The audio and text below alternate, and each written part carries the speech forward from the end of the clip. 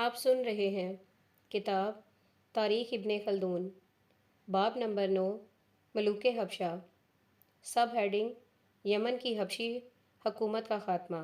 ہمارے اس دعویٰ کی شہادت صاحب تفسیر خارزن ان الفاظ سے دے رہا ہے اور ہمارے خیال کی پوری تائید کرتا دکھائی دے رہا ہے۔ وہ تحریر کرتا ہے اور اصحاب فیل کا قصہ اللہ تعالیٰ کی قدرت و علمت و حکمت پر دلالت کرتا ہے، کیونکہ یہ عقلاً محال ہے کہ دریا کی جانب سے چڑیاں آئیں جو سنگریزے لیے ہوئے ہوں اور وہ مخصوص آدمیوں کو ماریں، اور یہ بہت بڑی دلیل ہے ہمارے نبی صلی اللہ علیہ وآلہ وسلم کی شرافت کی، اور یہ اللہ تعالیٰ نے محض ان کی مدد کے لیے کیا جن کو اس نے برگزیدہ کر لیا ہے، اور وہ محمد صلی اللہ علیہ وآلہ وسلم ہیں جو اس کی توحید کی طرف لوگوں کو بلاتے ہیں، اور اس کی ہلاکت کی بھی یہی محبت ہے جس پر اللہ ناراض ہوا ہے، اور اس میں قریش کی مدد نہ تھی کیونکہ وہ اس وقت کفار تھے، ان کے پاس کتاب نہ تھی اور حبشہ اہل کتاب تھے۔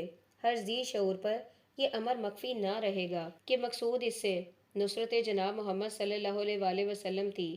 پس گویا کہ اللہ تعالیٰ نے فرمایا کہ میں نے ہی کیا جو کچھ کیا اصحاب فیل کے ساتھ تیری تعظیم اور تیری تشریف آوری کی غرض سے، اور جب کہ میں نے تیرے آنے سے پہلے تیری مدد کی تو اب کیسے تیرے ظہور کے بعد تجھ کو چھوڑ دوں گا، یعنی مدد نہ کروں گا۔ واقعی اس واقعہ سے چند امور ظہور میں آئے جو رسالت مآب صلی اللہ علیہ وآلہ وسلم کی شرافت و عظمت پر وال ہیں۔ اول، ہاتھیوں کا مکہ کی جانب سے رخ نہ کرنا، اور جب وہ دوسرے ممالک کی طرف پھیر دیے جاتے تھے تو بے تکان دوڑتے تھے اور مکہ کی طرف بجائے چلنے کے بیٹھ جاتے تھے۔ دوسرے، پرندوں کا دریا کی طرف سے آنا جو ظاہراً پرندوں کی سکونت کی جگہ ہی نہیں ہے، اور پھر اس واقعے کے بعد وہ پرندے نہ دکھلائی دیے۔ تیسرے یہ کہ ان سنگریزوں کا مقام معلوم نہیں ہے۔ چوتھے، ان سنگریزوں میں یہ تاثیر قوی تھی کہ جس پر وہ پڑھتے تھے وہ جابر نہ ہوتا تھا۔ مورخین اس واقعے کو تحریر کرتے ہوئے دو امر تحریر کرتے ہیں۔ ایک یہ کہ پہلے لشکر ابرہہ پر پرندوں کا ایک جھنڈ آیا تھا جو ان پر سنگ باری کرتا تھا، اور دوسرے یہ کہ ان کے اجسام پر چیچک کے دانے نکل آئے تھے، اور اس پچھلی صورت کا آج کل کے نئی روشنی کے مقلد مغربی تعلیم کے پابند بھی اعتراف کرتے ہیں، اور یہ امر ان کی بے بصیرتی پر دلالت کرتا ہے، کیونکہ ابرہہ کے لشکر پر سنگ باری مقام مغبس میں ہوئی تھی اور چیچک کے دانے مقام حجر میں نکلے تھے۔ یہ دونوں واقعے دو مختلف مقام پر واقع ہوئے تھے، نہ کہ ایک مقام پر۔ البتہ تفسیر کشاف کے دیکھنے سے یہ معلوم ہوتا ہے کہ بعض روایتوں میں یہ آیا ہے کہ ان سنگریزوں کی تاثیر یہ تھی کہ جس بدن پر وہ پڑتے تھے اس کے بدن پر چیچک کے دانے پیدا ہو جاتے تھے اور وہی ہلاکت کا باعث ہوتے تھے۔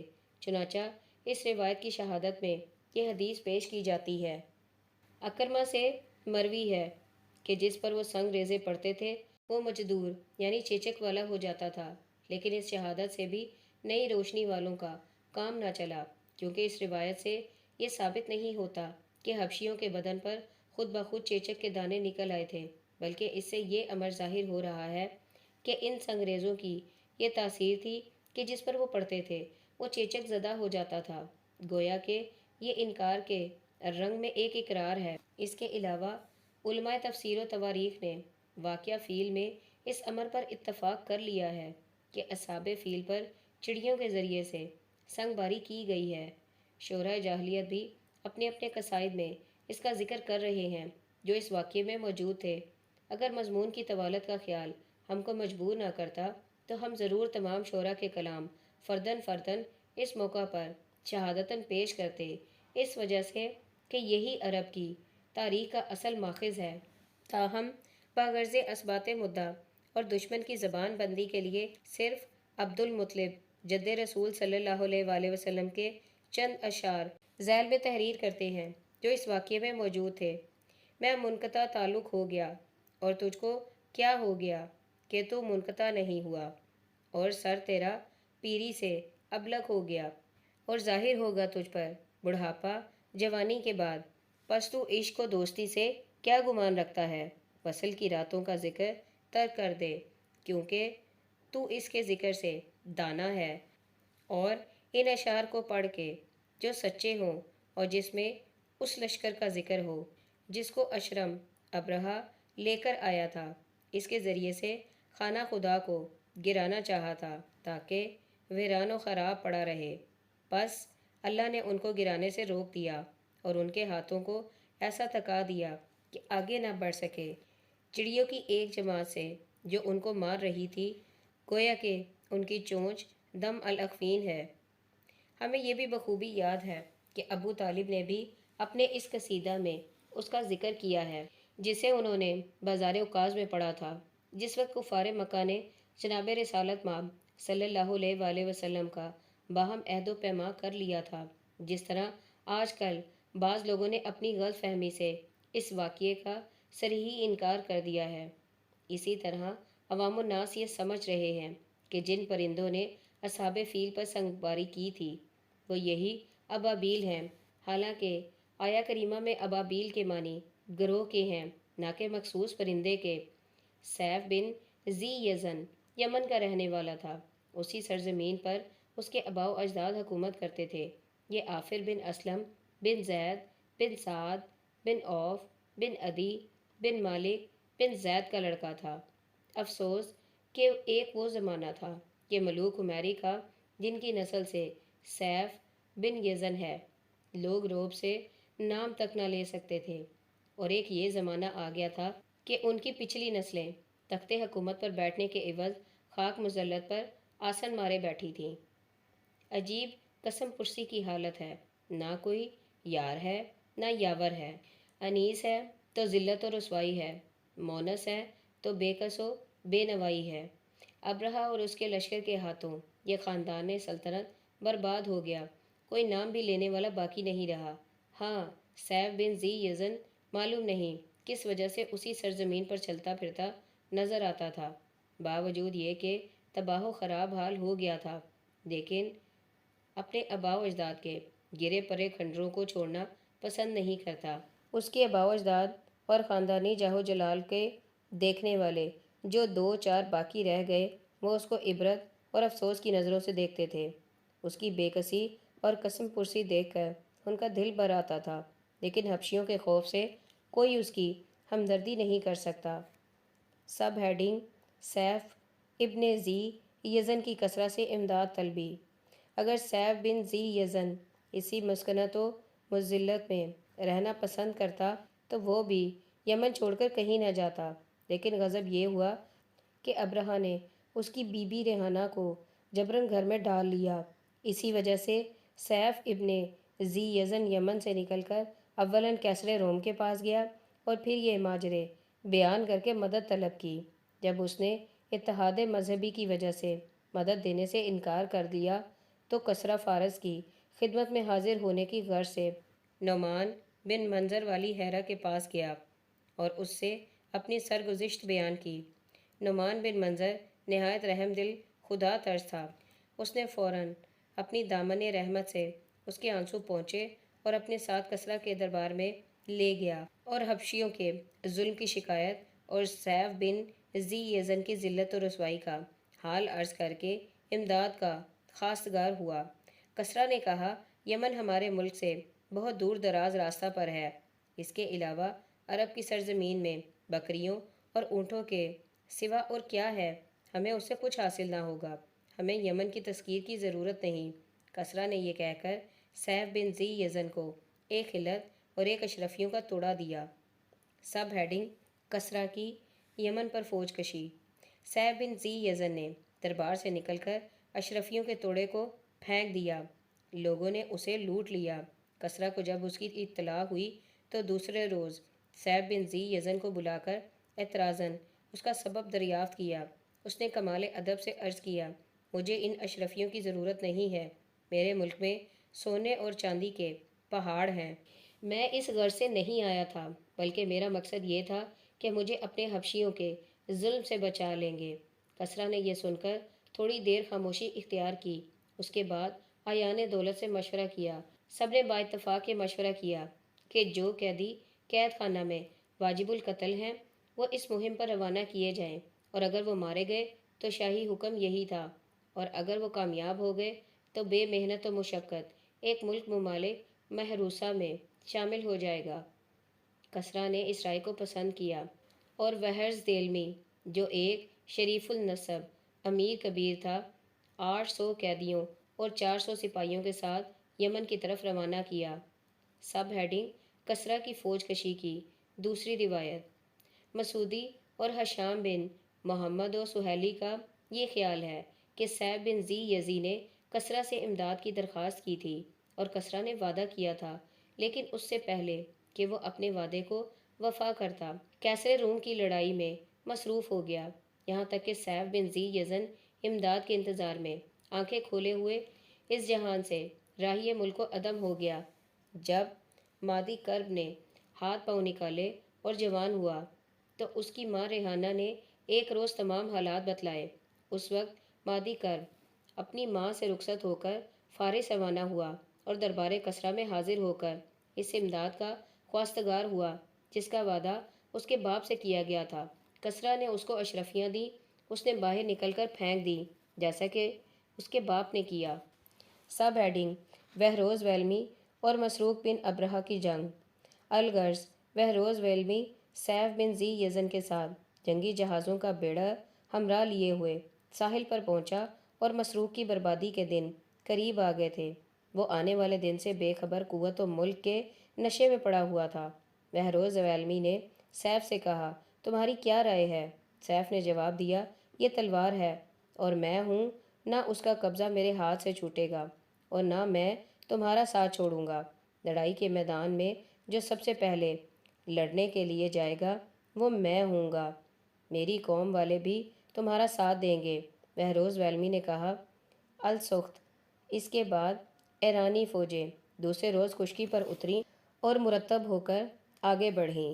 مسروق بن ابرہہ 1,00,000 حبشیوں کو لے کر مقابلے پر آیا۔ لڑائی شروع ہو گئی۔ مسروق نے ہر چند کوشش کی کہ لشکر مخالف کو منتشر کر کے ساحل تک راستہ صاف کر لے، لیکن فارس کے تیر اندازوں کے تیر سے اسے کوئی چیز بچا نہ سکتی تھی۔ اس کا لشکر جب ایک قدم بھی آگے بڑھنے کا ارادہ کرتا تھا، ایرانی تیر اندازوں کے حملوں سے 10 قدم پیچھے ہٹ جاتا تھا۔ سب ہیڈنگ: مسروق بن ابرہہ کا قتل۔ اثناء جنگ میں بہروز ویلمی نے سیف سے مسروق کو دریافت کیا۔ سیف نے مسروق کو اشارے سے بتایا۔ اس وقت ہاتھی پر سوار تھا۔ اس کے بعد مسروق ہاتھی سے اتر کر ایک خچر پر سوار ہوا۔ بہروز ویلمی اس کی لغو حرکت پر بہت ہنسا اور تفاولاً کہہ اٹھا، سوار ہوا مسروق بنت الحمار، پر یہ ذلیل ہوا، اور اس کا ملک بھی ذلیل ہوا۔ پھر بہروز ویلمی نے ترکش سے تیر نکال کر کمان سے جوڑ کر ایسا نشانہ مارا کہ مسروق کا خود توڑ کر دماغ سے ہوتا ہوا نکل گیا۔ مسروق زخم کھا کر زمین پر گرا اور لشکر حبشہ بھاگ نکلا۔ چاروں طرف سے کشت و خون کا بازار گرم ہو گیا۔ حبشیوں کو بھاگتے ہوئے جگہ نہ ملتی تھی۔ 10-15 حبشیوں کو ایک یمنی فارسی سپاہی گرفتار کر لیتا تھا اور بیر بکریوں کی طرح ذبح کر ڈالتا تھا۔ ایک ہفتے کے اندر یمن کی سرزمین حبشیوں سے ایسی پاک و صاف ہو گئی گویا ان کا کبھی وہاں وجود بھی نہ تھا۔ بہروز ویلمی نے کسریٰ کو اس فتح یابی کی اطلاع دی اور حسب حکم سیف کو یمن کے تخت حکومت پر بٹھلایا، اور ایک نائب یمن میں چھوڑ کر کسریٰ کی طرف واپس آ گیا۔ سب ہیڈنگ: سیف بن ذی یزن کو اکابرین کا خراج تحسین۔ سیف بن ذی یزن اس خطاداد کامیابی کے بعد یمن پر مستقل حکومت کرنے لگا اور مقررہ سالانہ خراج کسریٰ کو بھیجتا رہا۔ عرب کے نامی گرامی شعراء نے اسے مبارکبادی کے قصائد لکھے۔ امراء و عظماء قریش اس سے ملنے کو آئے اور اس غیبی امداد پر اسے مبارکباد دی۔ ان میں قریش کے نامی سردار عبد المطلب جد رسول صلی اللہ علیہ وآلہ وسلم بھی تھے۔ سیف بن ذی یزن نے ان کی سب سے زیادہ تعظیم کی اور اپنے برابر بٹھلایا اور کمال عزت سے انہیں رخصت کیا۔ سب ہیڈنگ: باذان کی امارت یمن۔ طبری لکھتا ہے کہ ویزر کے مرنے کے بعد کسریٰ نے یمن پر اس کے لڑکے مرزبان کو گورنر بنایا تھا۔ پھر جب مرزبان مر گیا تو اس کے پوتے خسروین تیجان بن مرزبان کو مامور کیا۔ کچھ عرصہ کے بعد کسی وجہ سے اس پر شاہی اتاب ہوا اور یہ قید کر کے دربار شاہی میں بھیج دیا گیا اور اس کی جگہ بازان یمن کی گورنری پر متعین ہوا اور یہی تا زمانہ باسط یمن کا گورنر رہا، یہاں تک کہ حضور صلی اللہ علیہ وآلہ وسلم مبعوث ہوئے اور بازان مسلمان ہو گیا اور یمن میں اسلام کا شیوا ہوا، جیسا کہ آئندہ بیان کیا جائے گا۔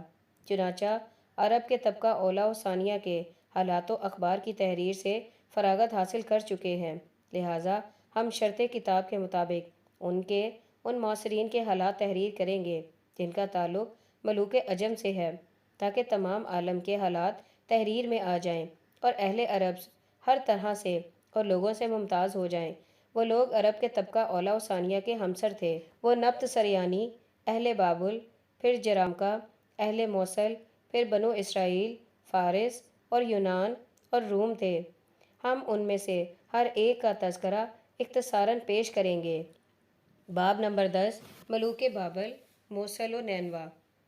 سب ہیڈنگ کنان بن کوش بن حجام۔ اس سے پہلے یہ امر ظاہر کر دیا گیا ہے کہ نوح علیہ السلام کے بعد کنان بن کوش بن حام تخت حکمرانی پر رونق افروز ہوا۔ اس کے بعد اس کا لڑکا نمرود بادشاہ ہوا اور یہ سابیہ مذہب کا مقلد تھا اور بنی سام خالص موحد تھے اور اس توحید کے پابند تھے جو ان سے پہلے کلدانیوں میں رائج تھا۔ ابن سعید کہتا ہے کہ کلدانیوں کے معنی موحدین کے ہیں۔ توریت میں نمرود کو کوش بن حام کی طرح منسوب کیا ہے اور کنان بن کوش کا کوئی تذکرہ نہیں، واللہ عالم۔ سب ہیڈنگ واقعہ بلبلہ۔ ابن سعید کہتا ہے کہ عامر بن شالق بن ارفشند حملہ کر کے اطراف بلاد پر قابض ہو گیا اور کوسہ سے جزیرہ و موصل کی طرف چلا آیا اور یہیں اس نے ایک شہر مجدل نامی آباد کیا اور مرتے دم تک یہیں مقیم رہا۔ اس کے بعد اس کا لڑکا فانا اس کا وارث و قائم مقام ہوا اور نمرود اور اس کی قوم پر سیدنا ابراہیم علیہ السلام کے زمانے میں بلبلہ آیا۔ بلبلہ ایک مشہور واقعہ ہے، اس کا ذکر توریت میں بھی آیا ہے، لیکن ہم اس کے معنی تو نہیں سمجھ سکتے، اور یہ کہنا کہ تمام بنی آدم کی ایک زبان تھی، وہ سب کے سب شب کو سوئے اور صبح کو جب اٹھے تو ان کی زبانیں مختلف ہو گئیں، لیکن خلاف قیاس اور عادتاً بعید ہے اگر یہ کہ اسے ہم خوارہ کے انبیاء میں سے شمار کریں تو اس وقت یہ معجزہ میں داخل ہو جائے گا، حالانکہ اس کی روایت کسی نے نہیں کی۔ ہاں یہ ہو سکتا ہے کہ ہم اسے خرق عادت اور اختلاف السنہ زبانوں کو تقدیر الہی کا ایک نمونہ اور اس کی کبریائی کا کرشمہ تصور کر لیں، اور اس کے علاوہ بلبلہ کے اور کوئی معنی نہیں ہو سکتے۔ سب ہیڈنگ موصل بن جرموک کا بابل پر قبضہ۔ ابن سعید کا بیان ہے کہ سوریان بن نبید نے فانا کو بابل کی حکومت پر مامور کیا تھا، لیکن اس نے عہد توڑ دیا اور اس سے لڑا، اور جب فانا مر گیا اور اس کا لڑکا ملکان حکمران ہوا تو سوریان نے جزیرہ لے لیا اور بنی عابر ملکان کو جزیرہ سے نکال باہر کر کے جزیرہ کی حکومت اپنے ہمشیر زاد موصل بن جرموک کو دے دی۔ ملکان اپنے اہل و عیال کے ساتھ پہاڑ پر چلا گیا اور وہیں اس نے سکونت اختیار کر لی۔ بعض کا خیال ہے کہ یہ خضر اسی کی نسل سے ہیں۔ اس واقعہ کے بعد موصل اپنے ماموں سوریاں بن نبید سے باغی ہو کر بابل کا مستقل حاکم بن بیٹھا۔ اسی کے زمانہ سے ایک حکومت جرامکا کے نام سے قائم ہو گئی اور ملوک جرامکا ملوک نبید سے علیحدہ ہو گئے۔ سب ہیڈنگ نینوا کی تعمیر۔ موصل کے بعد اس کا لڑکا راتق تخت حکومت پر بیٹھ گیا۔ یہ بنی نبید سے اکثر لڑتا رہا۔ اس کے بعد اسور بن راتق نے عنان حکومت اپنے ہاتھوں میں لے لی۔ اس کے بعد نینوا ابن اسور بادشاہ ہوا۔ اس نے موصل کے مقابلے میں اپنے نام کا ایک شہر آباد کیا۔ پھر اس کی اولاد سے سنجاریف بن اسور بن نینوا بن اسور حکمران ہوا۔ اس نے شہر سنجار آباد کیا اور بنی اسرائیل سے لڑا۔ اسے یہود نے بیت المقدس میں سولی پر چڑھا دیا۔ سب ہیڈنگ زان بن ساترون۔ بیہقی روایت کرتا ہے کہ سنجاریف کے قتل کے بعد اس کا بھائی ساترون جزیرہ کا بادشاہ ہوا۔ اس نے سنجار کے میدان میں نہر ترتار کے کنارے شہر حضر آباد کیا۔ اس کے بعد ازاں بن ساترون تخت حکومت پر بیٹھا۔ یہ سابیہ مذہب رکھتا تھا۔ بیان کیا جاتا ہے کہ یونس علیہ السلام بن متا اسی کی طرف مبعوث ہوئے تھے۔ سب ہیڈنگ زان بن ساترون کا قتل۔ یوسف بن متا جرامکا میں سے بنیامین بنی اسرائیل کی سبط سے ہیں۔ زان بن ساترون آپ پر ایمان لایا۔ اس کے بعد جب بخت نصر نے بابل پر حملہ کیا تو اسے پھر دین سابیہ کی دعوت دی اور جزیرہ اور بابل کی حکومت پر اسے برقرار رکھنے کا وعدہ کیا۔ زان نے بخت نصر کی یہ دعوت قبول کر لی اور جزیرہ پر قابض رہا۔ جب برتاغ سپہ سالار فارس نے جزیرہ پر چڑھائی کی اور اس نے کامیابی کے بعد دین مجوسی قبول کر لینے کی شرط پر جزیرہ بابل پر قابض رہنے دینے کا اقرار کیا اور بہمن شاہ فارس کو لکھ بھیجا۔ بہمن نے ارطاق کو لکھا کہ یہ شخص غیر قابل اعتبار ہے اور یہ دینوں کے ساتھ مذاق کرتا ہے، اس وجہ سے اسے زندہ رکھنا قرین مصلحت نہیں ہے۔ ارطاق نے بہمن کا یہ حکم پاتے ہی زان کو قتل کر ڈالا۔ 1300 برس کے بعد جزیرہ جرامکا کے ہاتھوں سے جاتا رہا اور ملوک فارس اس پر قابض ہو گئے۔